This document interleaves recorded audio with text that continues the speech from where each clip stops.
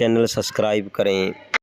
विकलांग अधिकार मंच जिंदाबाद, विकलांग अधिकार मंच जिंदाबाद, इनकलाब जिंदाबाद।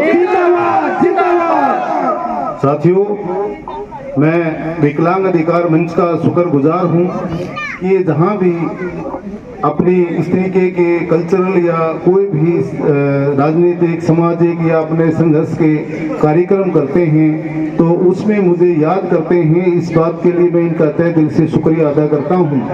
और ये आज हमें मान लेनी चाहिए कि आदमी की जो शक्ति है वो आत्मा में होती है और आत्मा कभी विकलांग नहीं होती।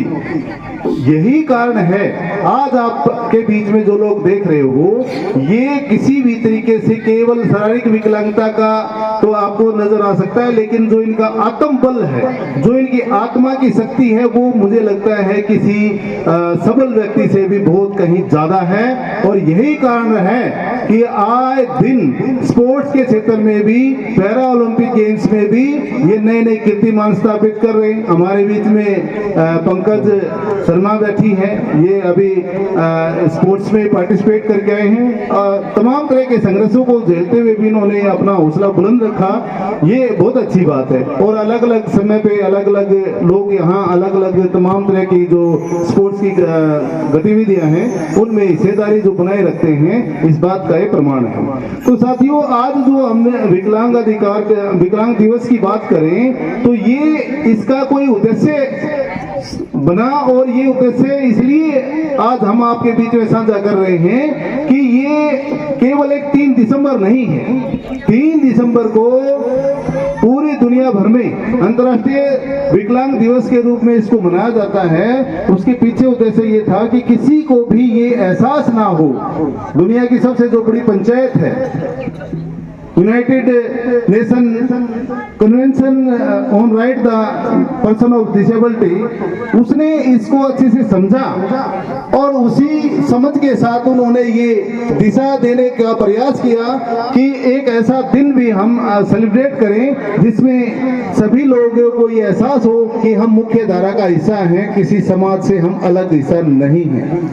साथियों, विकलांग तो मानसिक तौर पे मुझे लगता है कई बार मैं अपनी बातचीत में हमेशा कहता हूं कि समाज मुझे विकलांग नजर आता है जिसने ऐसे प्रतिभावान लोगों को ये कभी भी एहसास नहीं होने दिया कि वो बहुत कुछ कर सकते हैं। वो कहीं ना कहीं उनके दिमाग में अड़चन डालते रहे, विश्वास जताते रहे या उनके दिमाग में ये बात बिठाते रहे कि तुम विकलांग हो इसलिए कुछ नहीं कर पाओगे। लेकिन मैं कहता हूं कि बहुत सारे जो कीर्तिमान हैं वो केवल शारीरिक अपंगता के कारण किसी भी क्षेत्र में पीछे नहीं हटे हैं, उन्होंने बड़े इतिहास रचे हैं। तो उसी हौसले और विश्वास के साथ जब आप यहाँ सब इकट्ठा होते हैं और आप एक दूसरे की ताकत बनते हैं तो बहुत अच्छा लगता है। तो मैं आज 2-4 चीजों पे आपसे बातचीत करना चाह रहा था कि नंबर 1 तो जैसे अभी आपकी जो मांग, मेरे से पहले जो वक्ता बोल रहे थे सदानंद जी ने बताया कि जो आपकी मांग है उनका समर्थन निश्चित तौर पे हम सब करते हैं जितने भी लोग मौजूद हैं। साथ ही साथ जो आपके राइट्स है ना,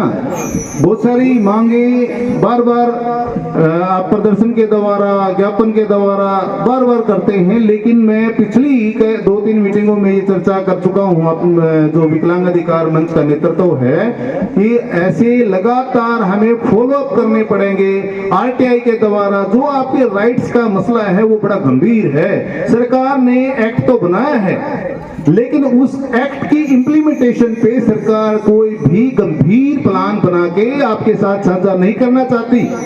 इससे नीयत साफ होती है कि क्या सरकार जो एक बहुत बड़ा हिस्सा हमारे बीच में जिसके राइट्स हैं उनको इस तरीके से कुचला जाता है, रोज उनको बेबसी और लाचारी में भी अपने अधिकारों के लिए संघर्ष करना पड़ता है। ये सरकार की जो नीतियां हैं इसके लिए वो सीधे सीधे जिम्मेवार है।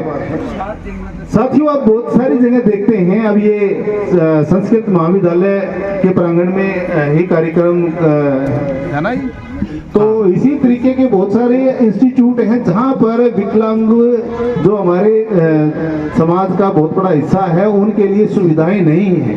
दिव्यांग जनों के लिए जो सुविधाएं होनी चाहिए वो सुविधाएं सिरे से गायब हैं। पिछले दिनों 80 नजदीक है, यहाँ पे हमारे जो बार के प्रधान थे उनसे भी मैंने विशेष तौर पर रिक्वेस्ट करी कि आप यहाँ जो चैम्बरों में आने जाने के लिए और कोर्ट में आने जाने के लिए यहाँ पे एक रैंप की व्यवस्था जरूर करो, ताकि जो भी हमारा साथी अपने हक अधिकार की लड़ाई के लिए यहाँ पहुँचता है उसको अप्रोचेबल रहे, वो कोर्ट में आराम से जा सके, वो एसडीएम से आराम से बात कर सके, वो एडमिनिस्ट्रेशन से बात कर सके और उसकी जो समस्याएं हैं उनको प्रशासन तक ले जा पाए। बहुत सारे कॉलेजों में देखा गया है कि 2-3 केस भी मैं आपसे साझा करना चाह रहा हूं कि इनके लिए भी बड़ा संघर्ष करना पड़ा, तब जाके अब जो बड़े इंस्टीट्यूट हैं वहां पे अलग से शौचालय का निर्माण होने लगा है, नहीं तो उससे पहले इनको बड़ी दिक्कतें उठानी पड़ती थी। और अब ये जो अलग अलग कॉलेजों में, अलग अलग इंस्टीट्यूट में, अलग अलग जो एडमिनिस्ट्रेशन है वहाँ पे ये अलग अलग शौचालय या रैंप वगैरह की व्यवस्था करने लगे, लेकिन उनका रख रखाव आज भी बहुत ही दयनीय है।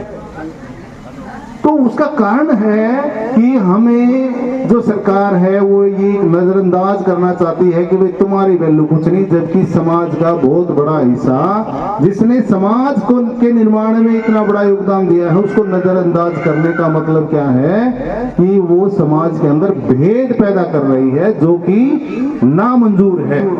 ये जो एक्ट है जो 2016 में एक्ट बना, डिसेबिलिटी एक्ट, इसका मुख्य उद्देश्य ये था कि जो भेदभाव समाज में दिव्यांग जनों के साथ हो रहा है उसको रोका जा सके। लेकिन उसके लिए जो एजेंसीज काम करनी चाहिए, जिला कमेटी पे जो कमेटियां बने जिला लेवल पे, जो स्टेट कमीशन है या जो चीफ कमिश्नर है, उनके जो ड्यूटीज हैं, राइट्स हैं, उनको लेके जिस तरीके का कोई अभियान चलना चाहिए उसमें जो सही मायने में दिव्यांगजन है उनका उनको वहाँ प्रतिनिधित्व तो मिलना चाहिए, वो सिरे से गायब है। क्योंकि प्रतिनिधित्व तो मिलेगा तो वो अपने अधिकारों की बात भी करेंगे, और बात करेंगे तो फिर इनका जीवन थोड़ा जो कष्टदायी है वो ठीक रहेगा, उनका जो जीवन है वो और ज्यादा प्रोग्रेस करेगा और समाज के निर्माण में और ज्यादा बेहतर योगदान डालेगा यदि उनको स्टेबल, मतलब कम से कम टेंशन मुक्त कर दिया जाए कि नहीं मैं कोई भी काम करूंगा तो मुझे सपोर्ट के लिए सरकार या समाज मेरे साथ खड़ा है। अब पुलिस के बारे में भी मैं यहाँ चर्चा करूंगा कि जैसे कोई हमारे दिव्यांगजन साथी को कोई दिक्कत होती है, उसको कोई प्रताड़ित करता है, प्रताड़ित करने के अलग अलग मायने हैं। ये नहीं कि केवल उसको आपने चलते हुए छेड़ दिया, उसको मानसिक तौर पे प्रताड़ित करना, वो कोई काम कर रहा है उसमें अड़ल या अड़चन पैदा करना, तो इस तरीके के तमाम जो कार्य हैं, क्योंकि 21 प्रकार की डिसेबिलिटी है, पहले 2016 पहले से 7 प्रकार की डिसेबिलिटी को काउंट किया गया था, तो 21 प्रकार की जो शारीरिक विकलांगता मानी गई, तो उन सबको मान सम्मान या सम्मानित जीवन जीने का प्रावधान किया गया। जैसे कि मैंने पहले बताया, United national convention of right on the person of disability के लिए, लेकिन उसको लेके कोई ठोस योजना नहीं बनी। पुलिस में जब ये जाते हैं दरखास्त लेके, कंप्लेंट लेके, तो पुलिस इनकी सुनवाई नहीं करती, इनका खुद पुलिस उपहास उड़ाती है या इनका मजाक बनाने की कोशिश करती है। ये हमारे बीच में ऐसे कई साथी हैं जो जिनकी कानूनी तौर पे जो लड़ाई लड़ने का काम है वो मैं कर रहा हूँ, या उनको कानूनी तौर पे मदद करने का जो भी कार्य मेरे से बन पड़ता है मैं हमेशा करता हूँ। तो मेरा कहने का मतलब ये है कि जो उनके अनुभव है उन अनुभव को आपके साथ साझा कर रहा हूँ कि ये एक संकट है कि पुलिस आम जन के साथ जिस तरीके से कोऑपरेट करती है उस तरीके का कोऑपरेशन कभी भी दिव्यांग जनों के साथ नहीं करती, जिससे उनकी जो लड़ाई है वो ज्यादा कठिन हो जाती है। यदि पुलिस प्रशासन या जो भी सरकार की एजेंसियां हैं अपना काम ईमानदारी से करें। अभी डीपीआरओ साहब बैठे थे, उन्होंने बहुत सारी योजनाएं बताई और अच्छी योजनाएं हैं सरकारी, लेकिन उनको लागू करने के लिए कोई प्लान नहीं है। जिसके लिए योजना है उसको पता नहीं है योजना के बारे में, और उस योजना के बारे में जब उसको नहीं पता होगा तो उस योजना का फायदा कैसे उठा पाएगा। तो एक्ट में ये प्रोविजन किया गया है कि जितनी भी सरकार की योजनाएं हैं उनके लिए जागरूकता अभियान सरकार चलाएगी। लेकिन सरकार क्या करती है वो आप सब जानते हैं। हर एक कार्यक्रम को केवल एक रस्म अदायगी बना के छोड़ती है। और जो विशेष तौर पे मैं कहता हूँ कि हर एक डिस्ट्रिक्ट पे, ब्लॉक लेवल पे, हर एक डिस्ट्रिक्ट और ब्लॉक लेवल पे जो हमारे दिव्यांगजन हैं उनको प्रतिनिधित्व देते हुए प्रॉपर कमेटी बने। स्पेशल कोर्ट का प्रोविजन है, क्योंकि इनके बहुत सारे ऐसे मामले हैं जो लंबे समय तक चलते हैं। स्पेशल कोर्ट होने से उन मामलों को जल्दी सुनवाई की जा सकती है। फिर उसी में स्पेशल कोर्ट का प्रोविजन दिया गया इस एक्ट में। उसी के अंदर ये भी दिया गया कि उनको अपनी पसंद का वकील चुनने का भी अधिकार है। वो तय करेंगे, सरकार जो वकील देती है उसको मना कर सकते हैं। ये इनका राइट है। ये कहेंगे कि नहीं, हमारा केस हम फला वकील से करवाना चाहते हैं और वो हमें उपलब्ध करवाए सरकार। जिसकी भी कोई भी वकील जिसकी 7 साल की प्रैक्टिस है वो इनके लिए स्पेशल वकील का प्रोविजन इस एक्ट में किया गया। क्योंकि एक्ट वकील का और क्लाइंट का जो सीधा नाता है वो है बातचीत, चर्चा, उनको प्यार करना, उनको मानसिक तौर पे मोटिवेट करना। वो सरकार की तरफ से जो वकील मिलता वो नहीं कर पाता। इसलिए इनको ये छूट एक्ट में स्पेशल ये लिख के बताया गया कि इनको अपनी पसंद का वकील चुनने का अधिकार है। लेकिन उस पर कोई सरकार की योजना नहीं है, ना स्पेशल कोर्ट है पूरे हरियाणा में और ना ही कोई इस तरीके के वकील की उनको सुविधा दी जा रही है। क्योंकि वो तो स्पेशल वकील जो इनकी पसंद का मिलेगा उसका सारा खर्चा सरकार को देना होता है।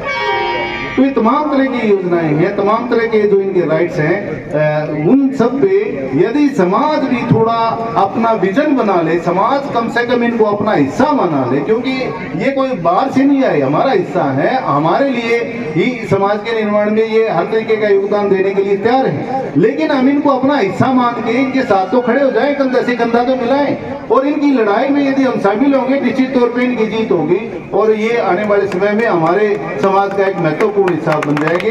तो मैं समय ज़्यादा नहीं लूँगा क्योंकि बहुत और भी वक्ता भी हैं, बहुत सारे लोगों ने अपनी अपनी बातचीत रखनी है। मैं एक बात कह के अपनी बात को विराम दूंगा।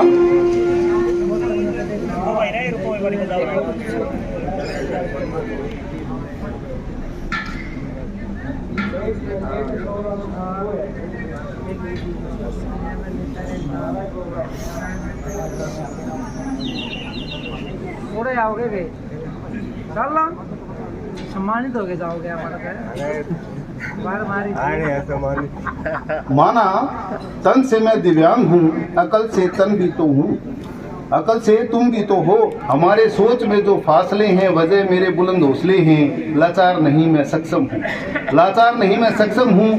किसने कहा मैं तुमसे कम हूँ, अपनी दृढ़ता का सबूत हम भी दे आए हैं। मेडल हम भी तो कई लाए हैं, मेडल हम भी तो कई लाए हैं।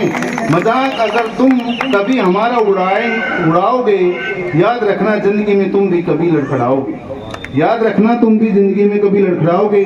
चाहा ही तो जिसके जीवन का सिरिया है, अंगे तो बस उन्हें पूरा करने का जरिया है। जो अंग है उनको पूरा करने का केवल एकमात्र जरिया है, वो कोई अड़चन नहीं है। और जो समाज के विकलांग हैं उनसे मैं पुनः अनुरोध करूंगा कि वो इनका सहयोग बने, इनकी ताकत बने, इनका उपवास ना उड़ाए और इनकी लड़ाई में योगदान दे। इन्हीं बातों के साथ आप सब ने यहाँ मुझे मौका दिया, आप सबका शुक्रिया, धन्यवाद।